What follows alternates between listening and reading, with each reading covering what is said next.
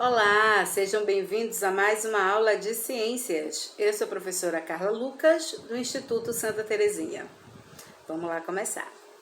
Crianças, hoje nós vamos falar de um assunto extremamente importante porque ele continua na linha ali em que nós estamos trabalhando, né, em relação à prevenção. Nós saímos de um assunto, falamos sobre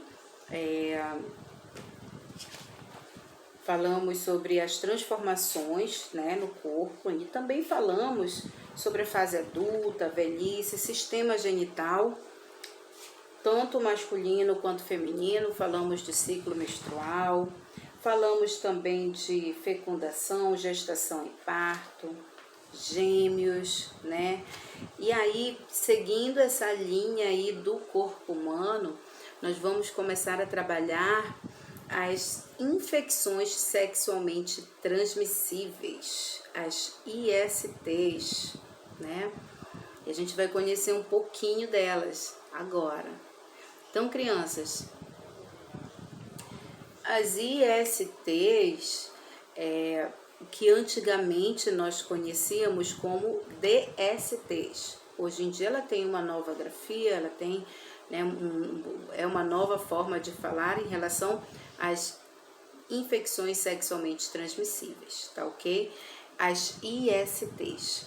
Bem, elas não escolhem aparência, elas não escolhem condição financeira, idade, classe, profissão ou sexo. Elas podem atingir tanto homens quanto mulheres, que têm o quê? O contato sexual desprotegido e sem um tipo de cuidado. Bem, algumas delas, meus queridos, podem não apresentar sintomas, que nós chamamos de que essas pessoas que não têm sintomas são assintomáticos, né? Pode ter. Tem outras que vão ter sintomas, tem outras que vão ser assintomáticas, tá? E essas que não apresentam sintomas, elas são até mais perigosas. Por quê? Porque a pessoa tem determinada bactéria ou vírus, né, uma determinada doença, mas ela não sabe que tem. Por quê? Porque você sabe que está doente quando tem o quê? Os sintomas. Quando você tem uma febre, uma dor, não é verdade? Quando você não tem sintoma nenhum, você não vai desconfiar que você tem uma determinada doença, né? E aí elas se tornam mais perigosas porque a pessoa nem sabe que está infectada e continua a vida normalmente, né? Fazendo aí mantendo relações sexuais com outras pessoas sem proteção alguma. Algumas são diagnosticadas e tem uma cura ali, né? Porém, existem outras que não tem, né? Então, tem outras que são mais graves, não tem cura, elas têm tratamento, um tratamento até longo, mas tem algumas que não tem cura, como é o caso da AIDS, ok? Então, dependendo da infecção, umas vão ser diagnosticadas, quando são diagnosticadas precocemente, elas podem sim ter a cura, tem essa cura, e tem outras que são mais graves e não tem, ok? Por isso que é importante que a gente conheça, né? Outras não tem cura. É importante que nós conheçamos o nosso corpo, né? Que nós conheçamos a nossa estrutura corpórea, os nossos, enfim, o nosso corpo, né? E o que está diferente no nosso corpo. Essa vergonha de esclarecer dúvidas, os preconceitos, são temas que vêm prejudicar, que vêm atrapalhar, né, que você conheça o seu corpo e que você também conheça quais são as infecções relatadas, né, no conceito científico. E você tem que conhecer, né? Então, quando você conhece o seu corpo, quando você percebe, por exemplo, uma secreção, né? Secreção saindo da vagina, do pênis, olha, aquilo não é normal. Quando você conhece o seu corpo, você sabe, né? E aí, de repente, uma secreção já é algo meio né? Você já fica em alerta. Ou de repente uma secreção com cheiro diferente, feridas, né? Se você conhece o seu corpo, você sabe que ali naquela região anteriormente não tinha feridas e de repente tem, ou verrugas, né? São indícios, são sinais aí de que algo diferente está acontecendo. Mas para que você possa perceber que tem algo diferente acontecendo, você tem que, no mínimo, conhecer o seu corpo, né? O seu sistema genital, conhecer a sua pele, seu ciclo menstrual. Você tem que conhecer o seu corpo por completo, tá ok? Eu não estou falando apenas das infecções sexualmente transmissíveis, como falamos na aula passada do ciclo menstrual, né? Ela te dá os teus dias, né? Ele te fala justamente do período que você pode engravidar, do período que você não pode, o que é a menstruação, quais são os hormônios que trabalham. Então, quando você conhece tudo isso, fica muito mais fácil de adquirir outras informações, de assimilar outras informações, tá ok? Então, quando eu falo para você conhecer o seu corpo, não só voltando aqui para as infecções sexualmente transmissíveis, porque elas são muito importantes também, a gente tem que saber, né? Então, a gente tem que pegar o conhecimento para o todo, ok? Agora, nós vamos falar um pouquinho sobre as principais ISTs, tá? Então, vamos falar da sífilis. Bem, gente, a sífilis, ela foi responsável por uma verdadeira epidemia na Europa no início da Era Moderna.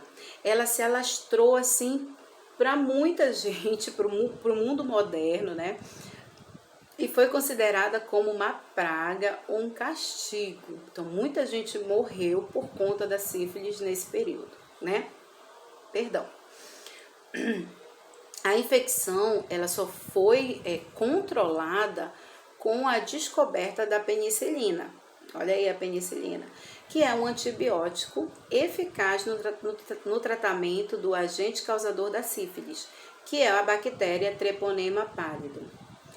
Bem, essa infecção ela é muito grave e ela pode ser transmitida pelo contato sexual e também ela pode ser transmitida durante a gestação de uma mãe contaminando o feto, né? De uma mãe contaminada para o feto, tá ok? Então, existem aí várias situações, né, em que a sífilis vai sendo disseminada.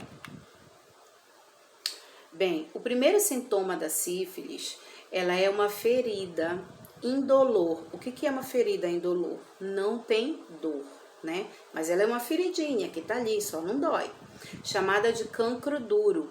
No pênis, ela pode estar no pênis, ou no ânus, ou na vulva, tá? Que pode, nesses 3 lugares, tá ok? Que pode desaparecer em algumas semanas. No entanto, a bactéria permanece no organismo e a doença pode voltar meses ou anos depois de uma forma mais grave, com manchas vermelhas pelo corpo, lesões na pele e mucosas, além de problemas neurológicos e cardiovasculares. Assim ocorre com muitas ISTs. O portador da sífilis pode passar muitos anos transmitindo a bactéria sem saber que realmente ele teve essa doença. Por quê? Porque no momento inicial é quando tem a presença ali daquela ferida que não dói, mas depois ela desaparece. E aí a pessoa automaticamente vai pensar que era só uma feridinha, já passou, né? E não é, gente. Existem exames que você pode detectar, diagnosticar, né? E o que falta mesmo pra gente, né, é essa informação. Apareceu algo diferente, procura logo um médico especialista, ok? E aí a pessoa, ela pode então estar infectada, e nem saber. E aí ela pode estar transmitindo essa bactéria, né, que vai causar essa doença, para muitas outras pessoas, porque os sintomas não são muito evidentes. Por isso, galera, que é muito importante Quando você já tem uma vida sexual ativa, é que se use o preservativo, tá ok? Então, o preservativo, ele não tem que ser um enfeite na sua carteira. As meninas também podem usar preservativo. Inclusive, existem 2 tipos, né? O masculino e o feminino, né? E você pode estar andando sim com preservativo. É uma questão de você se preservar, né? Uma questão de você se cuidar, ok? Vamos lá então falando do condiloma acuminado, a outra doença. Ela é causada pelo papilomavírus humano, o HPV, que pode infectar pele e mucosas. A maioria das infecções ela é assintomática, tá ok? Mas quando ela aparece, nos casos que tem sintomas, pode aparecer verrugas. E o nome dessa verruga aí, cientificamente, é chamada de condiloma acuminado, ok?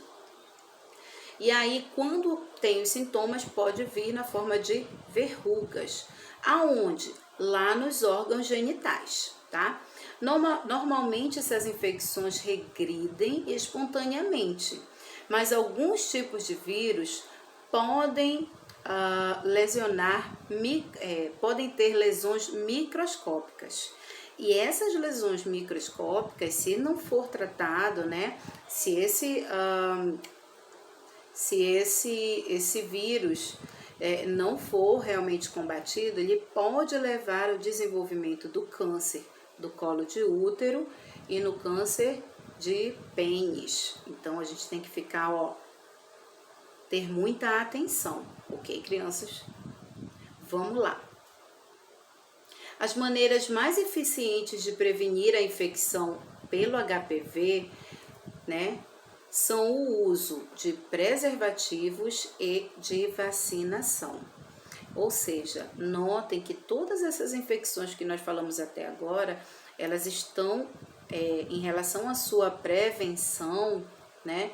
O uso do preservativo, ele está muito enfocado, né? Ele tem um enfoque maior, ele tem uma ênfase maior, porque é o que realmente dá uma segurança, né, em relação à prevenção dessas doenças.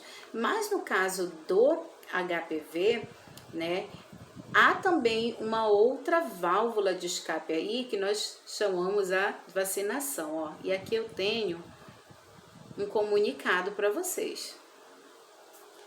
O Ministério da Saúde recomenda a vacinação contra o HPV para meninas de 9 a 14 anos e meninos de 11 a 14 anos. 9 a 14 anos, meninas e meninos 11 a 14 anos em 2 doses.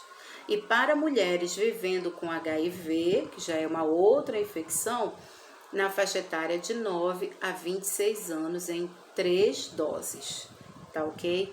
Essa vacina, ela é gratuita e é ofertada pelos postos de saúde do Brasil. Ou seja, meu querido, se você tem aí no seu bairro uma unidade básica de saúde, aqueles postos de saúde, faça uma visita, leve o seu cartão, né, de vacinação. Lá eles vão olhar, vão perguntar a sua idade, vão lhe informar a vacina, qual é o dia que você pode tomar, de repente até mesmo naquele dia já está disponível.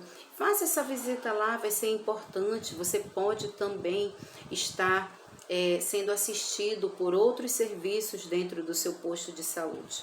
O posto de saúde é seu, é da sua comunidade, é da sua localidade. Aproveite, porque tem muitos programas, né, para adolescentes, para jovens, para as crianças, para os idosos. Basta a gente ir lá conhecer, tá bom? Como nós estamos nesse período de pandemia, né, não dá para ir sempre agora. Deixa as coisas realmente ficarem mais suavizadas, deixa a gente entrar realmente para o nosso novo normal, né, para que a gente possa conhecer mais sobre essas instalações. Mas se você ainda não se vacinou em relação ao HPV, faça essa visita lá, use máscara sempre e respeite o distanciamento, ok? Vamos lá, continuando. Blenorreia. Ela é também conhecida como gonorreia, né? Ela é causada por uma bactéria chamada de Neisseria gonorrhoeae e a característica mais marcante dessa doença, gente, é corrimento com pus e ardência ao urinar. Então, arde muito, a pessoa faz um esforço muito grande para ir lá fazer xixi, para urinar, ok? Vamos lá. Esses sintomas, eles aparecem bem mais no homem do que nas mulheres, tá? As mulheres, elas podem ficar assintomáticas. O que é isso? Não tem sintoma, mas isso não quer dizer que ela não tenha a bactéria. Tá lá, né? Nesse caso, tá lá só os sintomas que não aparecem. Além da infecção local, a bactéria ela pode se espalhar por outras partes do sistema genital e também do corpo, causando inflamações nas articulações e nos olhos. Se a gonorreia não for tratada a tempo, queridos, ela pode provocar a esterilidade. O que é isso, a esterilidade? É quando a pessoa não pode mais produzir filhos, né? Ela vai ser estéril, né? Ela não vai ter mais condições aí de estar tendo os seus descendentes, gerando filhos, né? Não tem como. A transmissão dessa doença também pode acontecer, vou trocar aqui, também pode acontecer de mãe para filho, durante a gestação ou no parto, tá ok? Então, pode ser através do contato sexual, né? E também aí no caso da mãe que já está contaminada, não fez o tratamento, pode passar para o bebê através da gestação ou do parto. O tratamento é feito sob orientação médica com usos de antibióticos, ok? Com o uso de antibióticos. Mas para isso você tem que passar com o médico, ele vai te identificar a doença, vai diagnosticar a doença e vai passar o remédio correto, né? E vai ficar ali te observando, ok? Mas é muito importante que você faça essa visita ao médico, porque a gente sabe que a automedicação, ela não é interessante, não é legal, tá, gente? Ela atrapalha, ao invés dela nos ajudar, ela atrapalha. Por quê? Porque o médico, ele sabe qual é o remédio que realmente vai atuar naquele vírus, naquela bactéria, né, naquela doença, e ele também sabe a dosagem certa, a quantidade, né, do medicamento, a hora do medicamento, e tudo isso é muito importante para o sucesso, né, do seu tratamento. A herpes genital. A herpes genital ela é causada pelo vírus herpes simplex tipo 2, principalmente, porque tem outros tipos. Em alguns casos, a pessoa é portadora, mas não manifesta os sintomas, e aí a gente chama de assintomática. Quando a doença se manifesta, ocorre as pequenas vesículas, né, agrupadas em formas de feridas na região genital. Então, quando ela se manifesta, é na forma de feridas lá na região genital. A infecção é de difícil tratamento e o surgimento dos sintomas, galera, também está relacionado ao estresse, né? Então, pessoas que estão aí com a vida muito conturbada, está com excesso de trabalho, não importa se o trabalho é fora de casa ou dentro de casa, se essa pessoa não tira um tempo para ler um livro, para escutar uma música, para fazer uma caminhada, ela se sente sobrecarregada, tá estressada, sim, ele está relacionado com esse aparecimento aí dos sintomas. Então, a pessoa já tem o vírus, né, que não se manifesta e vai se manifestar justamente quando essa pessoa estiver mais estressada, né, o seu pico de ansiedade, né, de estresse lá em cima, vai desencadear então esses sintomas. E aí a gente pula para um outro assunto, né, que é a AIDS, é a síndrome da imunodeficiência adquirida, né? Ali ela está escrita em inglês, por isso que fica AIDS, para a gente seria SIDA, mas tem uma convenção, né, que acabou ficando em AIDS, né?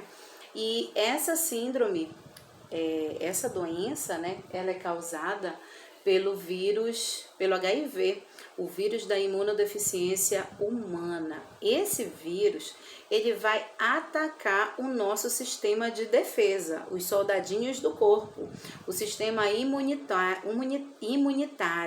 e vai deixar essa pessoa vulnerável. O que é vulnerável? Vai deixar essa pessoa à mercê de outras doenças, né?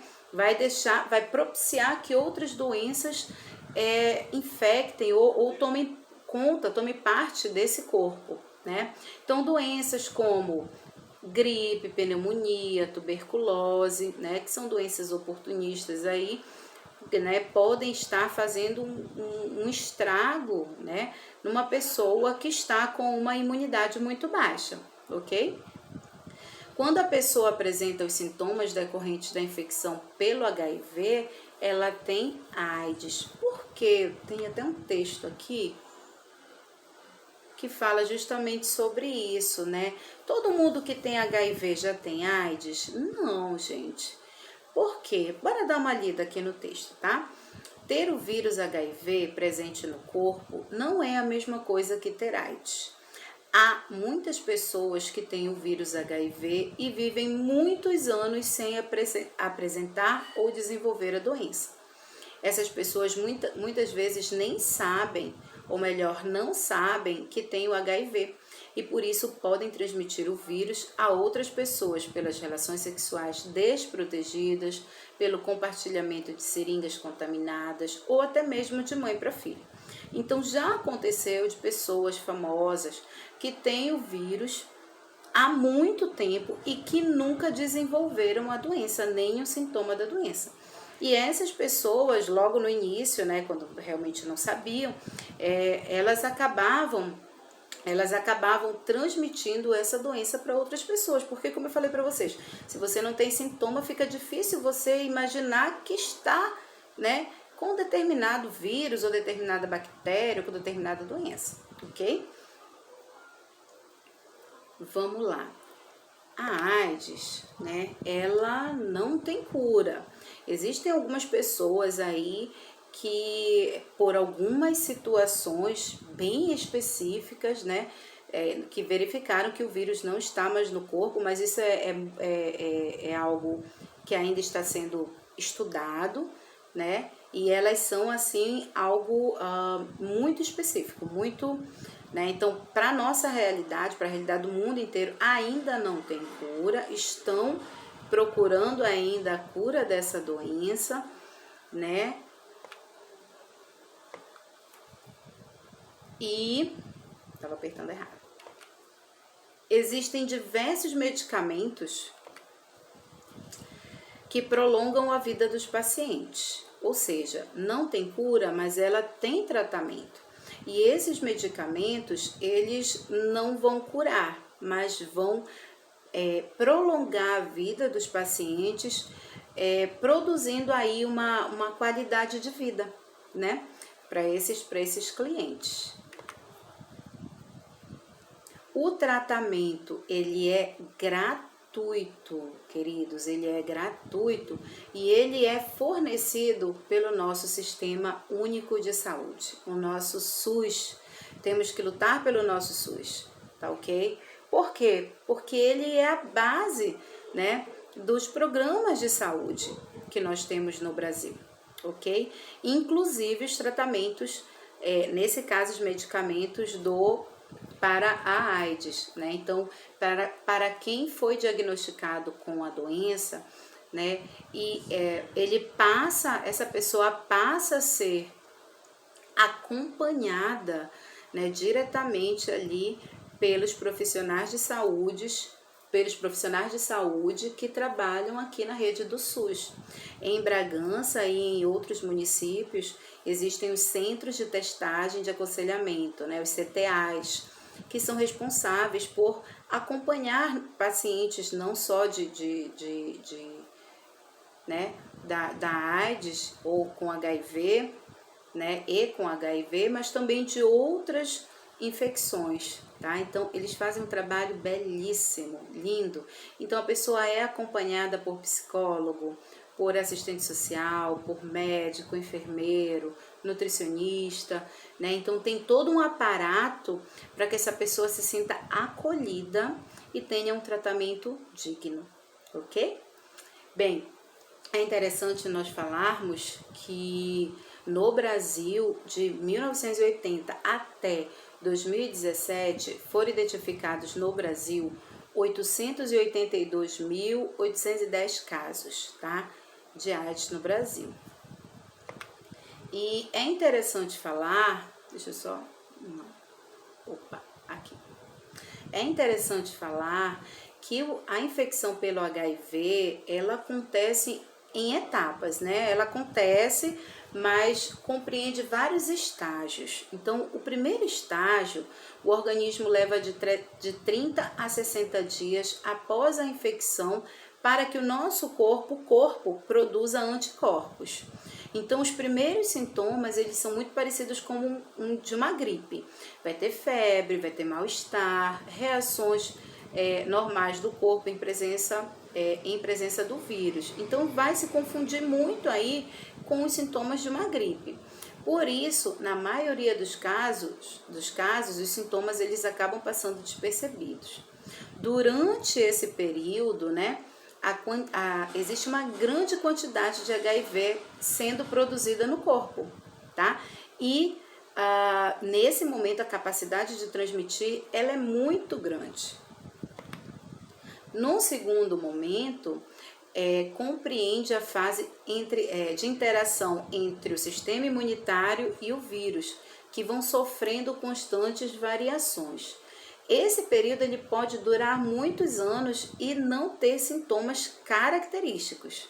Nessa fase, o vírus se encontra geralmente em menor concentração, mas mesmo assim o paciente continua transmitindo o vírus, ok? Bem, no terceiro momento, os sintomas são mais comuns: febre, diarreia, suores noturno, emagrecimento. A baixa imunidade permite o aparecimento de doenças que nós chamamos de oportunistas. Elas se aproveitam da fraqueza do organismo. E aí, é nessa fase que se caracteriza a AIDS. Nessa fase, a pessoa pode apresentar doenças como hepatites virais, tuberculose, pneumonia, que podem causar a morte, né? Essa pessoa pode vir a óbito. Então, só para a gente não esquecer,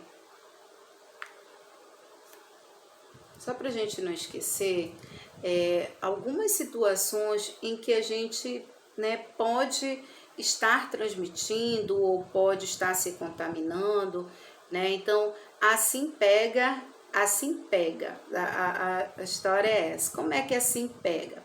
Sexo oral, sexo anal, esses dois tipos, né, são duas práticas que sem camisinha ou sem a camisinha, realmente qualquer prática sexual sem a camisinha, a pessoa se torna mais vulnerável, né, a estar se contaminando. Então, nesses dois casos aí, a gente está falando que pega sem o uso da camisinha, um sexo desprotegido. O uso de seringas por mais de uma pessoa, o compartilhamento de seringas, né, seja por pessoas que estejam utilizando substâncias alucinógenas, enfim, não pode, tá?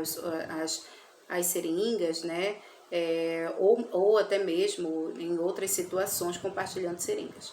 De mãe infectada para o seu filho, né? Ali durante a gestação, durante o parto, o leite materno durante, né, a amamentação, e instrumentos que furam ou cortam que não estejam esterilizados. Pode ter cortado alguém, pode ter furado alguém, né, onde o vírus ficou ali na ponta, né, aonde fura, aonde corta, e cortar uma outra pessoa e está fazendo então essa transmissão. E como não pega? Assim não pega, né? Suor, saliva, lágrima, o uso de copos, talheres, pratos de outras pessoas, beijo na boca e no rosto, doação de sangue, mas essa doação de sangue com todos os parâmetros, né, perfeitos, picada de inseto, sabonete, toalha, banheiro, piscina, nada disso vai fazer com que haja essa transmissão.